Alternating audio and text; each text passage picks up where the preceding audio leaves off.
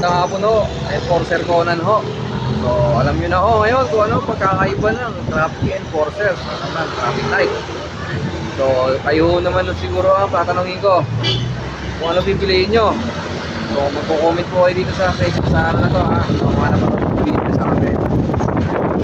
Pipiliin nyo ang traffic enforcer o traffic light. Sa masasabi ko kasi, totoo lang ho.